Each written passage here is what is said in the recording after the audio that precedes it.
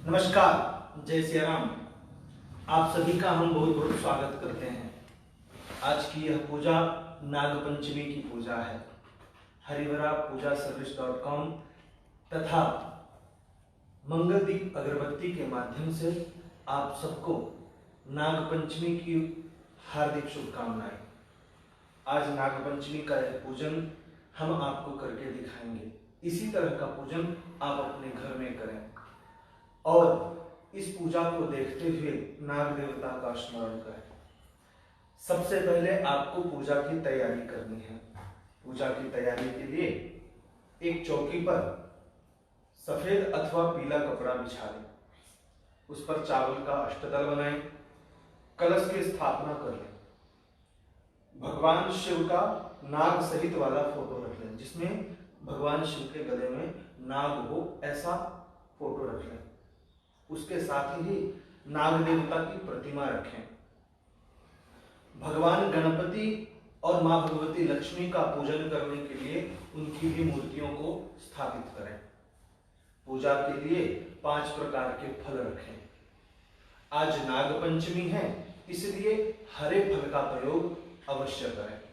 इसके साथ ही नाग देवता को अर्पित करने के लिए दूध रखें। नाग देवता को दूध का नैवेद्य दिया जाता है। इसके साथ साथ लाई, यह जो चावल का मुरमुरा होता है, जिसको कहीं लाई कहते हैं, कहीं धान का मुरमुरा कहते हैं, यह भी नाग देवता को नैवेद्य के रूप में दिया जाता है, तो इसका भी प्रयोग करें। आज के दिन अपने घर के सभी द्वार में गोबर से नाग और नागिन की प्रतिमा बनाएं, दोनों तरफ। अगर यह चौखट है तो यहां भी बनाएं और यहां भी बनाएं। दोनों तरफ नाग की प्रतिमा बना करके उसमें दुर्वा अर्पित करें। दुर्वा अर्पित करने के बाद नाग को दूध पिलाएं। आपके घर में जितने भी दरवाजे हैं उन सब में गोबर से नाग की प्रतिमा बनाएं। अगर गोबर प्राप्त ना हो सके तो लाल अथवा पीली मिट्टी का प्रयोग करें। ध्यान रखें, नाग का जोड़ा बनाना होता है। 2 नाग का पूजन किया जाता है, 2 से अधिक आप कर सकते हैं। तो इस तरह से दरवाजे पर नाग का पूजन करें, उनको दूध पिलाएं। अथवा आपके गांव घर में, आपके शहर क्षेत्र में कहीं नाग का स्थान मिले, जिसे हम वाम्बी कहते हैं, वल्मीक कहते हैं, तो उस वल्मीक में जाकर के दूध अर्पित करें। भगवान शिव के मंदिर में जाकर के नागराज को दूध अर्पित करें। इस प्रकार से नाग की सेवा करें। हम आपको यहाँ सूक्ष्म रूप से नाग का पूजन करना बता रहे हैं, तो आइए इस पूजन को हम आरंभ करते हैं। सबसे पहले इस प्रकार से पूजन की सामग्री सब कुछ व्यवस्थित कर लें। फिर हमको आचमन करना है। आचमन करने के लिए 3 बार जल का प्रयोग करेंगे। ओम केशवाय नमः स्वाहा, ओम नारायणाय नमः स्वाहा, ओम माधवाय नमः स्वाहा। हाथ धोलेंगे, स्वयं को पवित्र करेंगे। ओम अपवित्रः पवित्रो वा सर्वावस्थांगतोऽपि वा यः स्मरेत् पुंडरीकाक्षं सबाहि अभ्यन्तरः शुचिः। इस प्रकार से अपने आप को पवित्र करने के बाद दीपक प्रज्वलित करेंगे। ओम शुभं करोतु कल्याणं आरोग्यं धन संपदां आत्मज्योति प्रकाशाय दीपज्योति नमोस्तुते।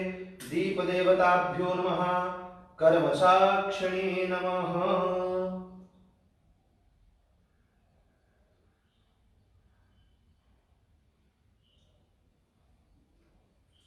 इस तरह से दीपक प्रज्वलित करने के बाद सभी देवी देवताओं का स्मरण करना है। सभी से प्रार्थना करनी है कि आज हम जो यह नाग पंचमी का पूजन कर रहे हैं, इसमें नाग देवता की कृपा प्राप्त हो, उनका आशीर्वाद प्राप्त हो। इसके साथ साथ आपकी जन्म कुंडली अथवा जन्म पत्रिका में किसी भी प्रकार का नाग दोष हो तो वह नाग दोष भी समाप्त हो जाए। इस कामना से हम नाग देवता का पूजन करेंगे। अपने ग्राम देवता और कुल देवता का भी आप लोगों को स्मरण करना है। दीपक के पास आपको चावल पुष्प छोड़ना है, क्योंकि दीपक जो है यह हमारे कर्म का साक्षी माना जाता है। हम जो भी काम करते हैं, जो भी पूजा पाठ करते हैं, उस पूजा पाठ का दीपक साक्षी होता है। अतः जो है दीपक का पूजन करना चाहिए। इस प्रकार से गंध चावल लेकर के दीपक के पास रखें। ओम भूदीपदेव रूपस्त्वं कर्म साक्षी विघ्नकृत यावत् कर्म समाप्तिः स्यात् तावत् त्वं सुस्थिरो भव। दीप देवताभ्यो नमः। दीपक को नमस्कार करने के बाद हम यहाँ सभी देवताओं को प्रणाम करेंगे, जितने भी हैं, देवी देवता, गणपति, लक्ष्मी, नाग, भगवान भोलेनाथ, कलश देवता, सभी को प्रणाम करेंगे।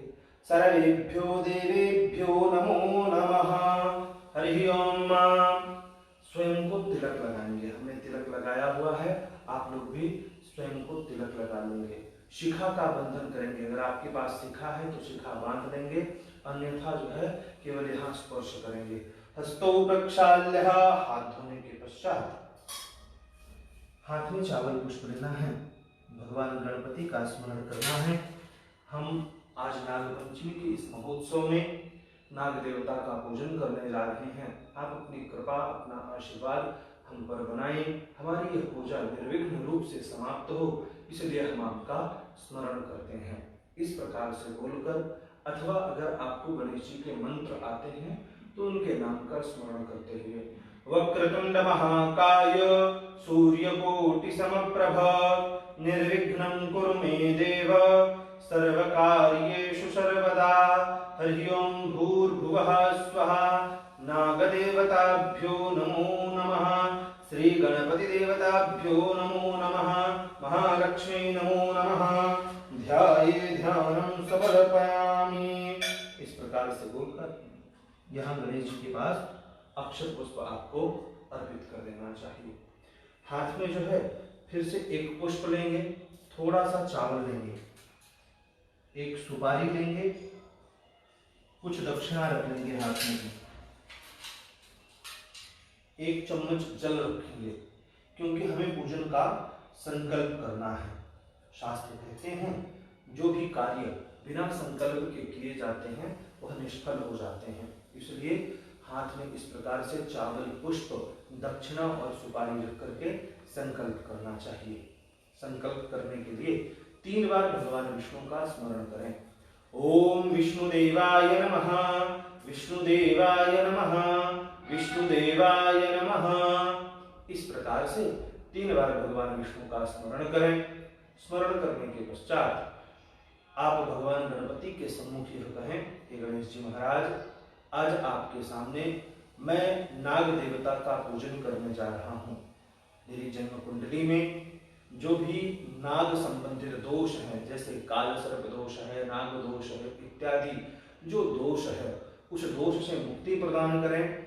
मेरे घर को, परिवार को तथा व्यापार को सर्पदंश का भय ना हो, इस कामना से आज का जो वर्ष चल रहा है उस वर्ष का उच्चारण करें। जैसे प्रमाथी नाम का यह संवत्सर है, श्रावण मास है, शुक्ल पक्ष है, पंचमी तिथि है, शनिवार है, उत्तरा फाल्गुनी नक्षत्र में अपना नाम ले लें। अपने गांव, शहर, क्षेत्र का नाम ले लें। जिस गांव में है, जिस शहर में है, जिस क्षेत्र में है, उसका नाम ले लें। नाम लेने के पश्चात सभी जो भी आप यहाँ कर्म कर रहे हैं, जैसे हम गणपति पूजन करेंगे, गणपति पूजन के बाद माँ भगवती लक्ष्मी का पूजन करेंगे, लक्ष्मी पूजन के बाद कलश देवता का पूजन करेंगे, कलश पूजन के पश्चात नाग देवता का पूजन, अभिषेक करेंगे। इस प्रकार से यह जो संकल्प कर रहे हैं, यह संकल्प की सिद्धि हो, ऐसा बोलकर गणेश जी के सम्मुख ही अर्पित कर देना है। आपका संकल्प होगा। यह हम आपको सहज विधि बता रहे हैं जो आप अपने हिसाब से कर सकते हैं। अब जो है हम गणेश जी का पूजन करेंगे। पूजन करने के लिए सबसे पहले चावल पुष्प लेना है, गणेश जी का स्मरण करना है। हे गणेश जी महाराज, हम आपका यहाँ ध्यान करते हैं। हे मां भगवती लक्ष्मी, हम आपका स्मरण करते हैं। आप आइए हमारी इस पूजा को स्वीकार कीजिए। ऐसा बोल करके लक्ष्मी गणपति के सम्मुख चावल पुष्प अर्पित कर देंगे। 4 बार माँ भगवती लक्ष्मी को 4 बार जो है स्नान कराएंगे। उसी तरह 4 बार भगवान गणपति को भी हम स्नान कराएंगे। ओम गंगणपतये नमः, ओम गंगणपतये नमः, ओम गंगणपतये नमः, ओम गंगणपतये नमः। इसी तरह से 4 बार हम मां भगवती लक्ष्मी को स्नान कराएंगे। महालक्ष्मी नमः, महालक्ष्मी नमः, महालक्ष्मी नमः। हरि ओम। इस प्रकार से 4 बार मां भगवती लक्ष्मी को स्नान कराने के पश्चात 5 बार हम पंचामृत अर्पित करेंगे। सबसे पहले भगवान गणपति को, तत्पश्चात मां भगवती लक्ष्मी को।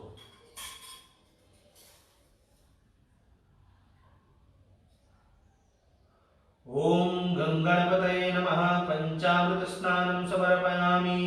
गंगणपतये नमः, पंचामृत स्नानं समर्पयामि। गंगणपतये नमः, पंचामृत स्नानं समर्पयामि। गंगणपतये नमः, पंचामृत स्नानं समर्पयामि। गंगणपतये नमः। तत्पश्चात मां भगवती लक्ष्मी को भी हम 5 बार पंचामृत से स्नान करेंगे। ओम गंगणपतये नमः, ओम गंगणपतये नमः, ओम गंगणपतये नमः, ओम गंगणपतये नमः, ओम महालक्ष्मी नमः। इस प्रकार बोल करके आप जो है मां भगवती लक्ष्मी को भी पंचामृत से स्नान करें। तत्पश्चात पंचामृत से स्नान करवाने के बाद जो है शुद्ध जल से स्नान कराना है, 1-1 चम्मच। ओम श्री गणेशाय नमः, शुद्ध जल स्नान समर्पयामि। फिर से जो है हम भगवान को चावल पुष्प अर्पित कर देंगे। चावल पुष्प अर्पित करने के बाद भगवान को नमस्कार करेंगे। गणेश जी महाराज का अभिषेक करेंगे। शुद्ध जल से ही हम अभिषेक करेंगे। इसके लिए उनका नाम स्मरण करते रहना है। दोनों को हम चढ़ाएंगे, लक्ष्मी जी को भी और गणेश जी को भी। उनका नाम स्मरण करते रहेंगे और जल अर्पित करते रहेंगे। ओम गंगणपतये नमो नमः, श्री सिद्धि विनायक नमो नमः, अष्ट विनायक नमो नमः, जय गणपति बप्पा मोरिया, श्री मंगल मूर्ति मोरिया। गंगणपतये नमो नमः, श्री सिद्धि विनायक नमो नमः, अष्ट विनायक नमो नमः, जय गणपति बप्पा मोरिया। गंगणपतये नमो नमः, श्री सिद्धि विनायक नमो नमः, अष्ट विनायक नमो नमः, जय गणपति बप्पा मोरिया।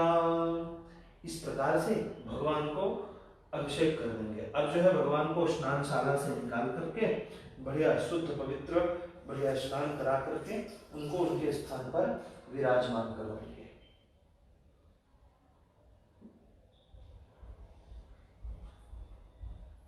ओम महालक्ष्मी नमो नमः। इस तरह से स्नान करवाने के पश्चात उनको दिव्य आसन में विराजमान करें। विराजमान करने के पश्चात भगवान को वस्त्र अर्पित करना है। वस्त्र करने के लिए हम मौली धागा का प्रयोग करेंगे। मौली धागा का ही वस्त्र बनाएं। अगर आपके पास विशेष वस्त्र है कुछ भगवान को अर्पित करने के लिए, तब आप भगवान को विशेष वस्त्र अर्पित कर सकते हैं। यहाँ हम जो है इस प्रकार से ओम गंगणपतये नमो नमः, सिद्धि विनायक नमो नमः, अष्ट विनायक नमो नमः, गणपति बप्पा मोरिया। हमने भगवान को वस्त्र अर्पित कर दिया है। वस्त्र अर्पित करने के बाद जनेऊ चढ़ाना चाहिए। जनेऊ आपके पास उपलब्ध है तो जनेऊ अर्पित करें, अन्यथा थोड़ा सा चावल भी भगवान को जनेऊ के निमित्त अर्पित करें। यहाँ हम जनेऊ लेंगे। जनेऊ में थोड़ी सी हल्दी लगा लेना है। ओम गंगणपतये नमो नमः, सिद्धि विनायक नमो नमः। इस तरह से हम जनेऊ चढ़ाएंगे। जनेऊ के बाद जो है हाथ धो लेना चाहिए इस तरह से, और भगवान को तिलक लगाना है। तिलक लगाने के लिए हमें अनामिका उंगली का प्रयोग करना है, अर्थात पीछे से जो दूसरी उंगली है उसका प्रयोग करना है। सबसे पहले गणेश जी महाराज को तिलक लगाएंगे। ओम श्री गणेशाय नमः चंदनम समर्पयामि। इसी तरह से मां भगवती लक्ष्मी को भी हम तिलक अर्पित करेंगे। महालक्ष्मी नमः चंदनम समर्पयामि। चंदन के बाद गणेश जी महाराज को चावल अर्पित करना है। इस तरह से चावल लेकर के गणेश जी महाराज पर अर्पित करें। ओम गणपतये नमः अक्षतम समर्पयामि महालक्ष्मी नमः। अब जो है हमारे पास हल्दी कुमकुम है, वह भी हम गणेश जी महाराज को अर्पित करेंगे। ओम गणपतये नमः हरिद्राम समर्पयामि। ओम गणपतये नमः कुमकुमम समर्पयामि। गणेश जी महाराज को दुर्वा अत्यंत प्रिय है। दुर्वा को अर्पित करने से वंश की वृद्धि होती है, अतः गणेश जी महाराज को दुर्वा अवश्य अर्पित करनी चाहिए। ओम गणपतये नमः दुर्वांकुरान् समर्पयामि। तत्पश्चात हम जो है भगवान के लिए यहाँ लाल पुष्प का प्रयोग करेंगे। रक्तगंधानुयुक्तांगम रक्तपुष्पैः सुपूजितम। गणपति अथर्वशीर्ष और ऋग्वेद में आया है कि भगवान गणपति को लाल पुष्प अत्यंत प्रिय है, इसलिए हम भगवान को यहाँ लाल पुष्प अर्पित कर रहे हैं। हरि ओम मां सिद्धिविनायक देवाय नमो नमः रक्तपुष्पम समर्पयामि। अब यहाँ हम जो है अगरबत्ती का प्रयोग करेंगे। ध्यान रहे, अगरबत्ती का प्रयोग आप मंगलदीप टेम्पल अगरबत्ती का करें। इसकी सुगंध बहुत अच्छी होती है। आप घर में ही पूजा करेंगे तो आपको मंदिर का वातावरण प्राप्त हो जाएगा इसकी सुगंध के माध्यम से। अतः यहाँ जो है हम मंगलदीप अगरबत्ती का प्रयोग करेंगे धूप दिखाने के लिए। ओम सिद्धिविनायक देवाय नमो नमः महागणपतये नमो नमः महालक्ष्मी नमो नमः धूपम आघ्रापयामि। इस प्रकार से हम जो है अगरबत्ती का प्रयोग करेंगे। तत्पश्चात धूप दिखाने के बाद हम भगवान को नैवेद्य अर्पित करेंगे, परंतु इससे पूर्व हम कलश का पूजन करेंगे, क्योंकि नैवेद्य हम सबको एक साथ दिखाएंगे। हम नागराज को, भगवान भोलेनाथ को, कलश को, गणपति और लक्ष्मी को, सबको हम एक साथ नैवेद्य दिखाएंगे। फल है, पंचामृत है, मुरमुरा है, इन सब का नैवेद्य हम एक साथ दिखाएंगे। अतः भगवान गणपति की पूजा यहाँ स्थगित करने के पश्चात हम जो है कलश की ओर बढ़ते हैं। कलश पूजन में जो है हमें कलश की आवश्यकता है। कलश के नीचे आपको चावल का अष्टदल बनाना है। अष्टदल अर्थात 8 पंखे बनाना है, क्योंकि कमल के ऊपर ही कलश का निवास स्थान होता है। इसलिए कलश के अंदर आपको जल भरना है, सुपारी डालनी है, थोड़ा सा चावल अर्पित करना है, इसके साथ हल्दी की गांठ अथवा थोड़ा सा हल्दी पाउडर डाल देना है कलश के अंदर ही, और एक सिक्का अर्पित करना है। अगर आपके पास दुर्वा है तो एक दुर्वा भी आप डाल सकते हैं। सहज रूप में इस प्रकार से कलश बनाएं, उसके ऊपर जो है आम के पत्ते लगा दें और इस तरह से नारियल रख दें। कलश का पूजन करना है। हमने सब पहले अंदर रखा हुआ है। कलश के कंठ में धागा बांधना ना भूलें। हमने भी यहाँ कलश के कंठ में धागा लगाया हुआ है। हम कलश का पूजन करेंगे। पूजन करने के लिए सबसे पहले आवाहन करना है। हाथ में चावल लेना है, कलश में वरुण देवता का ध्यान करना है। हे वरुण देवता, इस संसार में जहाँ जल की आवश्यकता है आप वहाँ जल की बरसात करें। जहाँ अनावृष्टि की आवश्यकता है, जहाँ जल की आवश्यकता नहीं है, वहाँ आप स्थगित होकर, जैसे वर्तमान के समय में आसाम में फ्लड आया हुआ है, बाढ़ आई हुई है, तो हम ईश्वर से प्रार्थना करें, वहाँ कुछ दिन के लिए बारिश रोक करके जो आवश्यक क्षेत्र हैं वहाँ आप अपनी कृपा बरसाएं, क्योंकि आप जिस प्रकार से ईश्वर से प्रार्थना करेंगे भगवान उसी प्रकार का आपको फल अवश्य प्रदान करेंगे। इसी तरह से प्रार्थना करते हुए हम उनका आवाहन करते हैं, भगवान आप आइए हमारी पूजा को स्वीकार कीजिए। ध्यान रहे आप जो भी पूजा करें मात्र स्वार्थ के लिए ना करें। सर्वे भवन्तु सुखिनः सर्वे सन्तु निरामयाः सर्वे भद्राणि पश्यन्तु मा कश्चित् दुःखभाग् भवेत्। इस संसार में सभी सुखी हों, सभी निरोगी हों, सबका कल्याण हो, ऐसी भावना से जब पूजा करेंगे तो ईश्वर आपकी पूजा को शीघ्रातिशीघ्र ग्रहण करेंगे। इस तरह से सभी की सर्वजन हिताय सर्वजन सुखाय की कामना से लेकर कलश का पूजन कर रहे हैं।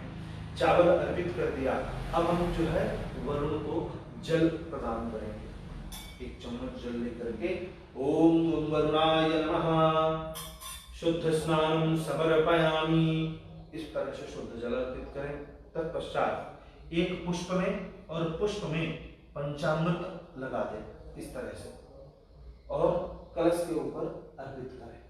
ओम वरुणाय नमः पंचामृत स्नानं समर्पयामि, इसके साथ फिर से एक चम्मच जल अर्पित करें। वम वरुणाय नमः कलश देवाय नमः शुद्ध जल स्नानं समर्पयामि। स्नान कराने के पश्चात वस्त्र अर्पित करने चाहिए। वस्त्र के निमित्त जो है हमने यहाँ मौली धागा रखा हुआ है। अगर आपके पास कोई अन्य वस्त्र है तो अन्य वस्त्र अर्पित करें। हमारे पास भी हमने एक जो है छोटा सा इस तरह से वस्त्र मंगाया हुआ है कलश देवता के लिए। हम यह वस्त्र जो है कलश देवता को अर्पित करेंगे। आप भी इस तरह के वस्त्र का प्रयोग करें।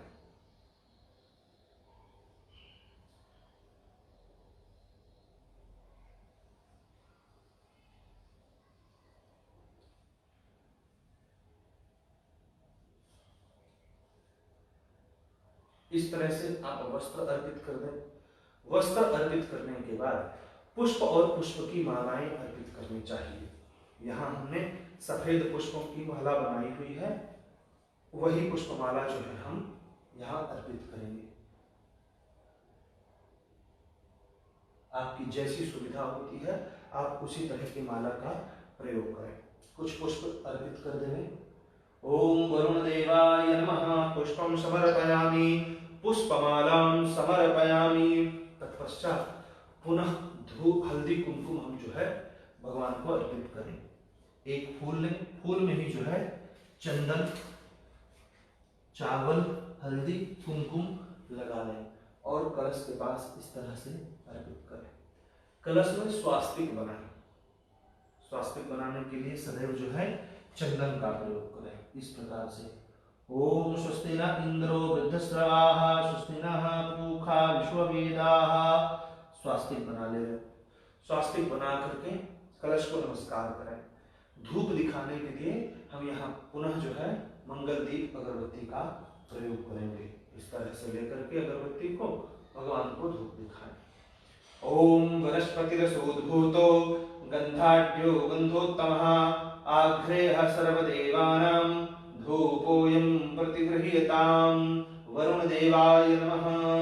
आपको मंत्र नहीं आते कोई बात नहीं, आप सहज भाव में जो भी आप भाषा से हैं उस भाषा में ही भगवान को धूप अर्पित कर सकते हैं। कोई भी वस्तु अर्पित करने के लिए भगवान का स्मरण करें। जिस देवी देवता का पूजन कर रहे हैं उस देवी देवता का स्मरण करें और उनसे कहें हे भगवान यह दिव्यात दिव्य धूप आप स्वीकार करें, दिव्यात दिव्य दीप स्वीकार करें, नैवेद्य स्वीकार करें। जो भी वस्तु है उसे अच्छे मन शुद्ध मन से भगवान को अर्पित करें, क्योंकि शास्त्र कहते हैं निर्मल मन जन सो मोहि पावा। भगवान का ही वचन है, इस संसार में मुझे वही पा सकता है जिसका मन निर्मल है। निर्मल भाव से भगवान को अर्पित करते हैं। अब यहाँ जो है हम नैवेद्य दिखाएंगे, इसलिए पूजा स्थगित करते हैं और नाग पूजन के विषय में बढ़ते हैं। नाग पूजन के विषय में पूजन करने से पहले हम आपको यहाँ कुछ जानकारी देना चाहते हैं। हमने यहाँ देखिए पीतल, देखिए आपको दिख रहे होंगे, पीतल के नाग का हम प्रयोग कर रहे हैं और तांबे के नाग का प्रयोग कर रहे हैं। अगर आपको पीतल और तांबे का नाग न मिल पाए तब आप गोबर का नाग बना सकते हैं। जिन्हें धन की कामना है उन्हें गोबर के नाग का पूजन करना चाहिए। जिन्हें रोग शमन करना है, जिनके शरीर में अधिक रोग आता है, आदि व्याधि ज्यादा आती है, उसे गुड़ के नाग का पूजन करना चाहिए। गुड़ का नाग बनाना चाहिए और उसका पूजन करना चाहिए। जो नाग से संतान की प्राप्ति करना चाहता है उसे धातु के नाग का पूजन करना चाहिए। धातु अर्थात सोना, चांदी, तांबा, पीतल, इस तरह की धातु के नाग का पूजन करना चाहिए। और जो इन सभी कामनाओं की सिद्धि चाहता है उसे जो है लाल, पीली और काली मिट्टी के नाग का पूजन करना चाहिए। अर्थात आप मिट्टी का नाग बनाएं और उसका भी पूजन करें। तो यहां हमने नाग पूजन के महत्व को समझाया। आप जो आपकी कामना है उस नाग का पूजन आप कर सकते हैं। एक विशेष बात है, जिसे कालसर्प दोष है वह भी नाग का पूजन अवश्य करे। कालसर्प दोष वाला व्यक्ति जो 1 वर्ष तक हर महीने की जो शुक्ल पक्ष की पंचमी होती है उस पंचमी तिथि को नाग का पूजन करे। प्रारंभ कब से करे? तो आज से प्रारंभ करना चाहिए। अर्थात श्रावण शुक्ल पक्ष पंचमी से प्रारंभ करना चाहिए और अगले वर्ष श्रावण शुक्ल पक्ष अर्थात नाग पंचमी के दिन ही व्रत का उद्यापन कर देना चाहिए।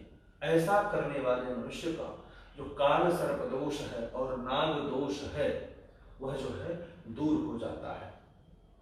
जिनको संतान नहीं हो रही है वह इस तरह से पूजन करें तो उनको संतान संबंधित जो भी समस्याएं हैं वह दूर हो जाएंगी। जिनको पितृ दोष है वह भी पूजन करें तो उनके पितृ जो है संतुष्ट हो जाते हैं, क्योंकि पितृ जो है पितृलोक और नागलोक में ही बसते हैं, वहां ही उनका निवास स्थान होता है। अतः नाग का पूजन करने से पितर भी संतुष्ट हो जाते हैं। तो हमने आपको बताया कि धातु के नाग का पूजन कर सकते हैं, मिट्टी के नाग का, गोबर के नाग का और गुड़ के नाग का पूजन कर सकते हैं।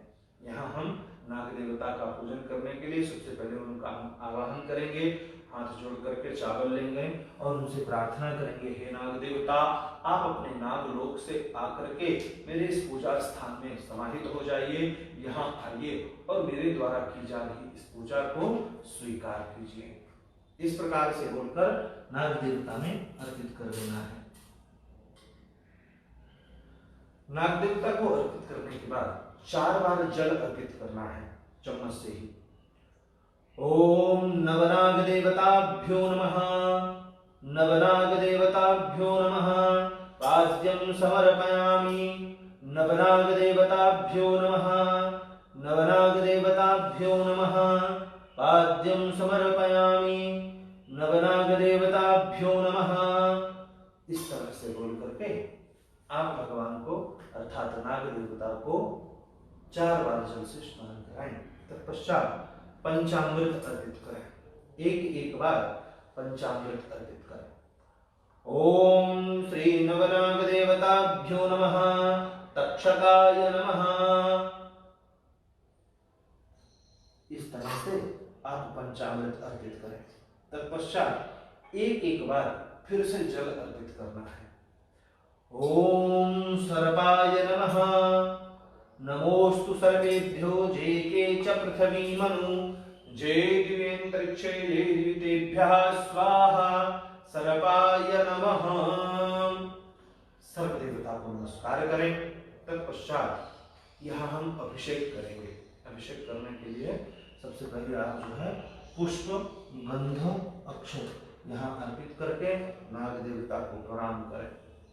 आपके पास इस तरह से अगर संगी है तो संगी के माध्यम से अभिषेक करें अथवा सहज चम्मच और पानी के माध्यम से कर सकते हैं। ध्यान रखें, नाग देवता को दूध अत्यंत प्रिय है, परंतु उससे नाग देवता का अभिषेक नहीं करना है। नाग देवता जल में रहते हैं, इसलिए जो है हम जल से अभिषेक करेंगे, दूध का केवल हम नैवेद्य दिखाएंगे, इसलिए हम यहाँ जल का प्रयोग कर रहे हैं अभिषेक करने के लिए। ओम। अब यहाँ मंत्र क्या बोले, तो मंत्र बोलने के लिए जब आचार्य जी को आप बुलाते हैं तब तो सर्वसूक्त का पाठ होता है। जब आप स्वयं अपने हाथों से करते हैं तो नवनाग देवताभ्यो नमः, नवनाग देवताभ्यो नमः इस मंत्र का जाप करते हैं। अथवा एक नाग देवता की गायत्री है, उस गायत्री का पाठ करना चाहिए। गायत्री कौन सी है? ओम नवकुलाय विद्महे विषदंताय धीमहि तन्नो सर्पः प्रचोदयात्। ओम नवकुलाय विद्महे विषदंताय धीमहि तन्नो सर्पः प्रचोदयात्। ओम नवकुलाय विद्महे विषदंताय धीमहि तन्नो सर्पः प्रचोदयात्। ओम नवकुलाय विद्महे विषदंताय धीमहि तन्नो सर्पः प्रचोदयात्। ओम नवकुलाय विद्महे विषदंताय धीमहि तन्नो सर्पः प्रचोदयात्। ओम नवकुलाय विद्महे विषदंताय धीमहि तन्नो सर्पः प्रचोदयात्। ओम नवकुलाय विद्महे विषदंताय धीमहि तन्नो सर्पः प्रचोदयात्। ओम नवकुलाय विद्महे विषदंताय धीमहि तन्नो सर्पः प्रचोदयात्। ओम नवकुलाय विद्महे विषदंताय धीमहि तन्नो सर्पः प्रचोदयात्। ओम नवकुलाय विद्महे विषदंताय धीमहि तन्नो सर्पः प्रचोदयात्। इस प्रकार से बोल करके आप जो है नाग देवता का अभिषेक कर रहे हैं। मंत्र का पाठ आप 21 बार करें, 51 बार करें अथवा 108 बार करें, यह आपकी इच्छा पर निर्भर करता है। अधिकम ते अधिकम फलम, शास्त्र कहते हैं जितना अधिक से करेंगे उतना ही अधिक फल प्राप्त होगा। इसलिए प्रयास करें कि अधिक से अधिक नाग देवता का जल से अभिषेक करें। हम यहाँ जो है नाग देवता का अभिषेक कर चुके हैं, अब हम उनको स्नान कराएंगे, शुद्ध जल के माध्यम से स्नान करें। ओम नवनाग देवाय नमः।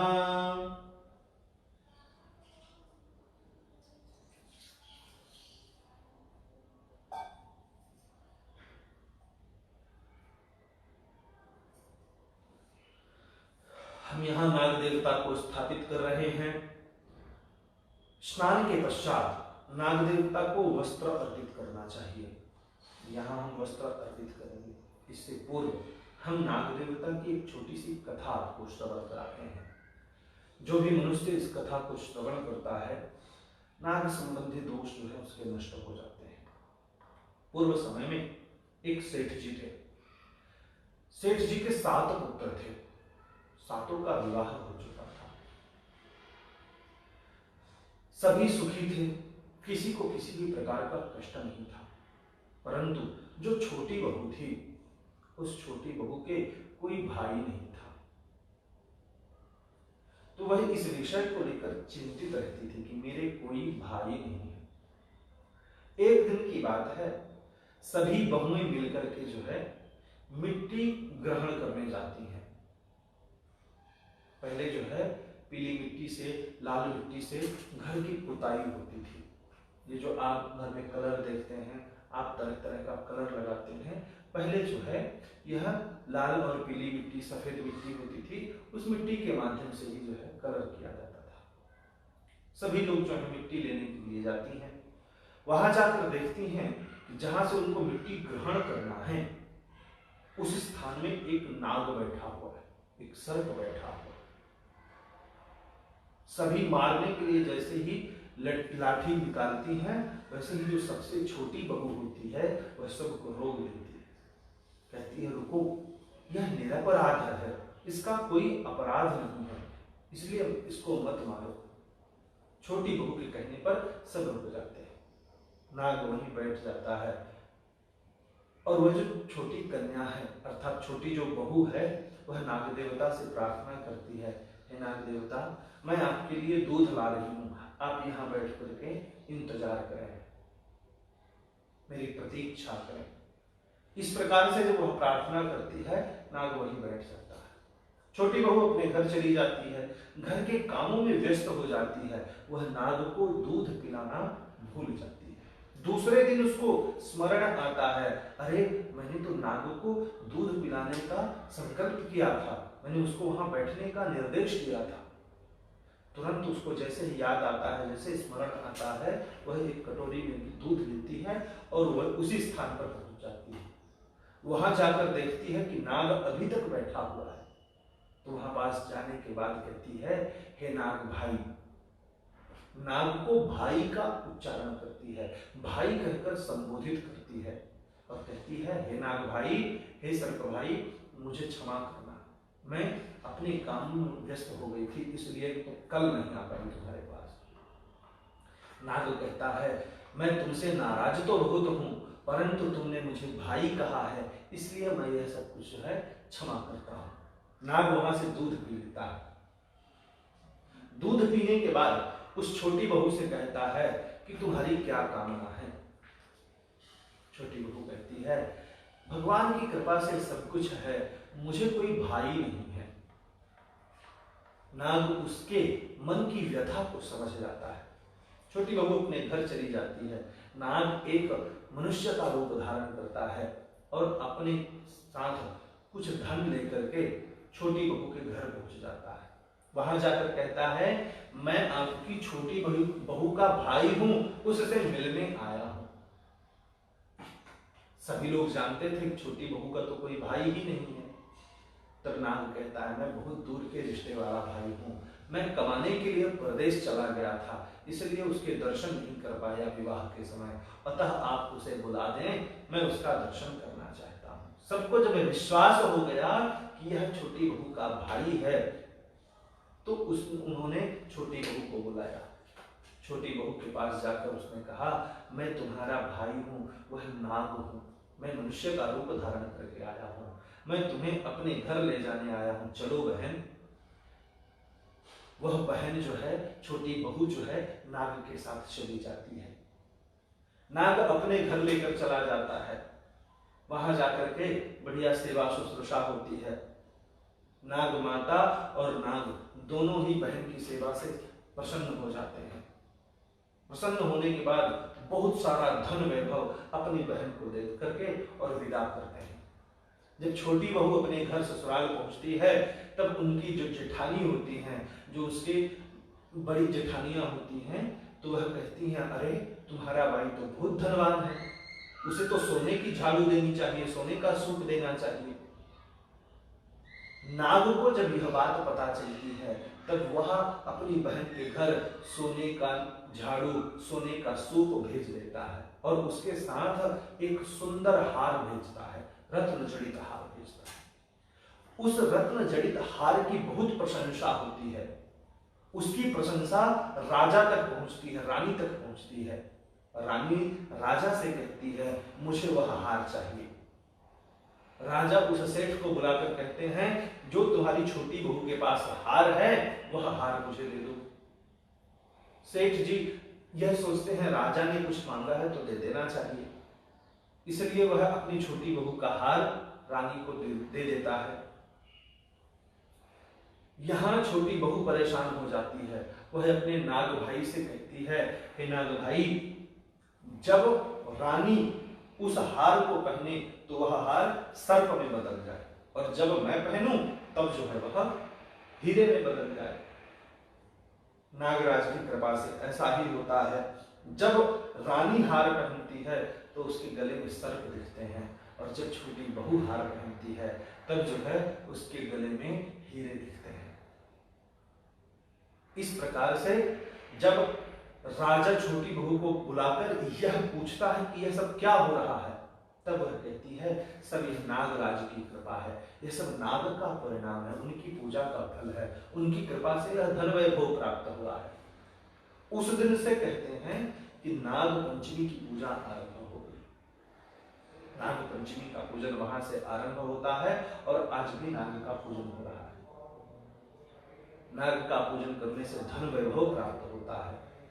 नाग का पूजन करने से संतान संबंधित जो दोष है, जो भी समस्या है, वह दूर हो जाती है, सुंदर संतान की प्राप्ति होती है। यह कथा श्रवण करनी चाहिए। अब यहाँ हम नाग का पूजन करेंगे। नाग का पूजन करने के लिए हम जो है वस्त्र, अभी हमने भगवान को स्नान अर्पित कर दिया है, अब जो है हम वस्त्र अर्पित करेंगे। वस्त्र के लिए मौली धागा का प्रयोग करें, अथवा ये देखिए रुई, इस तरह रुई है, रुई में थोड़ा सा हल्दी और थोड़ा सा कुमकुम लगाएं और नाग को इस प्रकार से वस्त्र अर्पित करें। जनेऊ अवश्य अर्पित करना चाहिए नाग को। इस तरह से जनेऊ में हल्दी कुमकुम लगाने के बाद नाग देवता को जनेऊ अर्पित करना चाहिए। नवनाग देवताभ्यो नमः, नागराजाय नमः, वस्त्रम उपवस्त्रम यज्ञोपवीतं समर्पयामि। 2 चम्मच जल छोड़ दें, नाग देवता को तिलक लगाएं। ओम नवनाग देवताभ्यो नमः, नवकुलाय विद्महे विषदंताय धीमहि तन्नो सर्वतः प्रचोदयात्। चावल अर्पित करें। ओम भूर्भुवः स्वः, नवनाग देवताभ्यो नमः, अक्षतं समर्पयामि। अक्षत के बाद हमें जो है पुष्पमाला अर्पित करनी है। हमने यहाँ सफेद पुष्पों की माला संग्रहित की हुई है, उसी पुष्प की माला हम नाग देवता को अर्पित करेंगे। नवनाग देवताभ्यो नमः, पुष्पमालां समर्पयामि। यहाँ एक विशेष बात ध्यान देनी है, नाग को दुर्वा अत्यंत प्रिय है, इसलिए हमने यहाँ दुर्वा की व्यवस्था की हुई है। आप लोग भी दुर्वा की व्यवस्था करें और नाग देवता को दुर्वा अवश्य अर्पित करें। नवनाग देवताभ्यो नमः, दुर्वां समर्पयामि। जब कर्मकांड का विधान आता है और काल सर्प का आहुति किया जाता है, तो दूध और दुर्वा के माध्यम से ही आहुति दी जाती है, क्योंकि दुर्वा अत्यंत प्रिय है, इसलिए हमने यहाँ दुर्वा अर्पित की है। अब जो है हम हल्दी कुमकुम और भस्म चढ़ाएंगे। हरिद्रा कुमकुम समर्पयामि, भस्मं समर्पयामि। भस्म अर्पित करने के बाद अब जो है हम धूप और दीप अर्पित करेंगे। धूप के लिए हमने आपसे पूर्व में भी बताया, मंगल दीप अगरबत्ती का प्रयोग करें। मंगल दीप की अगरबत्ती से मंदिर का वातावरण आपके घर में ही उपस्थित हो जाता है। ओम नवनाग देवाय नमः, नाग देवताभ्यो नमः, महादेवाय नमः, सांब सदाशिवाय नमः। धूपम अघ्रापयामि। धूप दिखाने के बाद नैवेद्य दिखाएंगे। नैवेद्य दिखाने के लिए हमने यहाँ देखिए फल का नैवेद्य बनाया हुआ है। 5 फल रखे हुए हैं। फल के साथ ही हमने पान के पत्ते रखे हुए हैं। नागराज को जो है मुरमुरा का नैवेद्य अत्यंत प्रिय लगता है, इसलिए हमने यहाँ मुरमुरा का नैवेद्य रखा हुआ है। नाग पंचमी है, इसलिए दूध अवश्य पिलाना चाहिए। हमने यहाँ दूध की व्यवस्था की हुई है। पंचामृत है, पंचामृत का नैवेद्य अर्पित करेंगे। नाग पंचमी के पूजन में जो है हरे फल का प्रयोग अवश्य करें। यहाँ हमने हरा फल रखा हुआ है। अब जो है यहाँ हम थोड़ा सा पान का पत्ता और सुपारी रखेंगे और नाग देवता से प्रार्थना करेंगे। हे नाग देवता, हे कलश देवता, हे गणेश जी महाराज, महादेव भगवान, आप हमारे द्वारा दिया जा रहा है यह तुच्छ नैवेद्य किसी को अमृत मानकर स्वीकार करें। ऐसा बोलकर 5 बार जल घुमा देंगे। नवनाग देवताभ्यो नमः, गंगणपतये नमः, महालक्ष्मी नमः, वरुणाय नमः, महादेवाय नमः, गौर्यै नमः। नैवेद्यं निवेदयामि, ऋतुफलं समर्पयामि। इस प्रकार से बोल करके नैवेद्य भगवान को अर्पित कर देना है।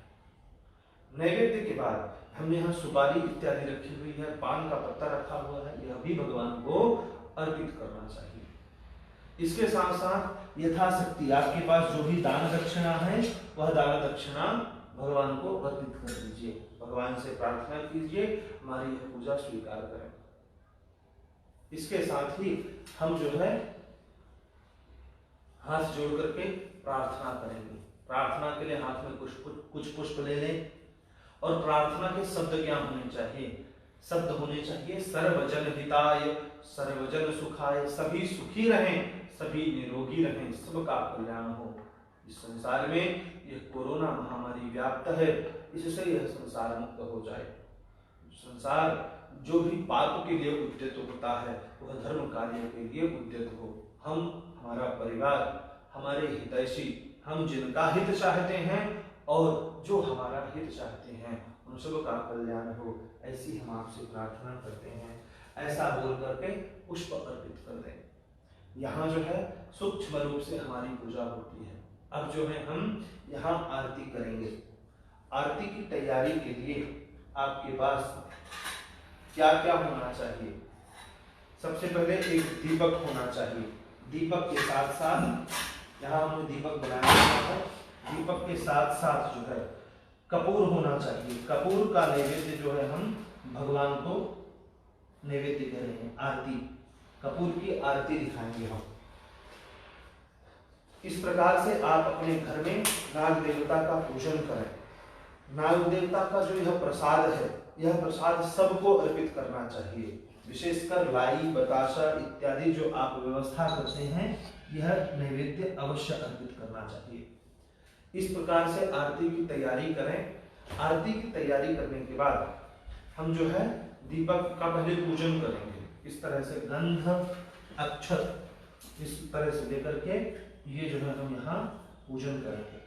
जब भी हम आरती दिखाएं तो जो है हम जल अवश्य घुमाना चाहिए, क्योंकि आरती को शांत करना, ठंडा करना आवश्यक होता है। यहाँ हम इस तरह से आरती शांत कर लेंगे। आरती लेकर के नाग देवता के समीप भगवान की आरती करना है। आप यहाँ गणपति भगवान की आरती गा सकते हैं, भगवान भोलेनाथ की आरती गा सकते हैं। यहाँ हम गणेश जी की आरती गाएंगे और आप सब भी इस आरती का आनंद लीजिए। ओम चंद्रमा मनसो जात चक्षुः सूर्यो अजायत श्रोत्राद् वायुश्च प्राणश्च मुखाद् अग्निरजायत। हरि ओम नागदेवताभ्यो नमो नमः। महागणपतये नमो नमः। जय गणेश जय गणेश जय गणेश देवा, माता जागी पार्वती पिता महादेवा। जय गणेश जय गणेश जय गणेश देवा, माता जागी पार्वती पिता महादेवा। एकदंत दयावंत चार भुजाधारी, एकदंत दयावंत चार भुजाधारी, मस्तक सिंदूर सोहे मूस की सवारी। जय गणेश जय गणेश जय गणेश देवा, माता जाकी पार्वती पिता महादेवा। पान चढ़े फूल चढ़े और चढ़े मेवा, लड्डुवन का भोग लगे संत करे सेवा। जय गणेश जय गणेश जय गणेश देवा, माता जाकी पार्वती पिता महादेवा। अंधन को आंख देत कोढ़िन को काया, अंधन को आंख देत कोढ़िन को काया। बांझन को पुत्र देत निर्धन को माया। जय गणेश जय गणेश जय गणेश देवा, माता जाकी पार्वती पिता महादेवा। दीनन की लाज रखो शंभु सुत बारी, दीनन की लाज रखो शंभु सुत बारी। कामना को पूरा करो जग बलिहारी। जय गणेश जय गणेश जय गणेश देवा, माता जाकी पार्वती पिता महादेवा। कर्पूर गौरम करुणावतारम संसार सारम भुजगेन्द्रहारम, सदा कुसंतं हृदयारविंदे भवं भवानी सहितं नमामि। प्रकार से आरती करें। आरती करने के बाद जल अवश्य घुमाना चाहिए। आरती करने से पहले भी जल घुमाएं और आरती करने के बाद भी जल घुमाएं। भगवान को इस प्रकार से आरती दिखाएं। आरती दिखाने के बाद जो हमने थाली में पुष्प रखा है वही पुष्प आरती पर घुमा करके भगवान को निवेदित करना है। आरती स्वयं भी लेना है। पूरे घर में आरती दिखाएं ताकि घर में भी जो नकारात्मक शक्तियां हैं वह दूर हो जाएं। यहाँ हम आपको भी आरती देते हैं, आप सब लोग भी आरती स्वीकार करें।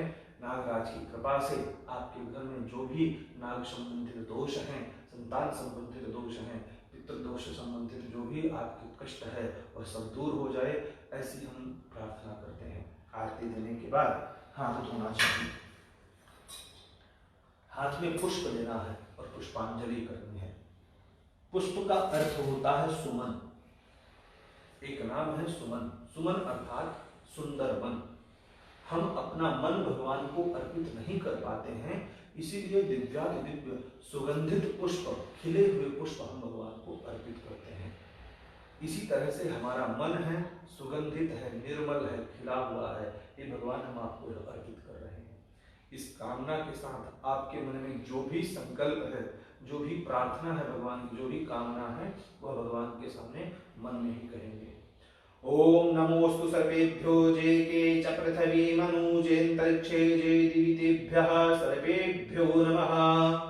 नवकुलाय विद्महे विषगन्ताय धीमहि तन्नो सर्पः प्रचोदयात्। ओम नाना सुगंधि पुष्पाणि यथा कालोद्भवानि च पुष्पांजलिर्मया दत्ता गृहाण परमेश्वर। इस प्रकार से बोल करके पुष्पांजलि अर्पित करें। नागराज की 3 अथवा 4 परिक्रमा करें। कुछ लोग नागराज की भी आधी परिक्रमा का निर्देश देते हैं, इसलिए आपके मन में जो भी इच्छाएं हैं, आधी परिक्रमा, 3 परिक्रमा अथवा 4 परिक्रमा नागराज की परिक्रमा करें। यह जो प्रसाद है यह सब अपने परिवारजनों के साथ अवश्य बांटें। अगर आप धातु के नाग का पूजन कर रहे हैं, जैसे तांबे के नाग का, चांदी के नाग का, तो इन नागों का हमें जल प्रवाह करना चाहिए। मिट्टी का नाग, गोबर का नाग, गुड़ का नाग है, इसको भी हमें जल प्रवाह करना चाहिए। जल प्रवाह करने के लिए आपको अपने हाथ में थोड़ा सा तिल रखना है। हमने रखा हुआ है, बाद में हम इनका विसर्जन करेंगे। तो आपको अपने हाथ में तिल रखना है, थोड़ा दूध लेना है, थोड़ा जल लेना है और नागराज को अपने हाथ में रखना है।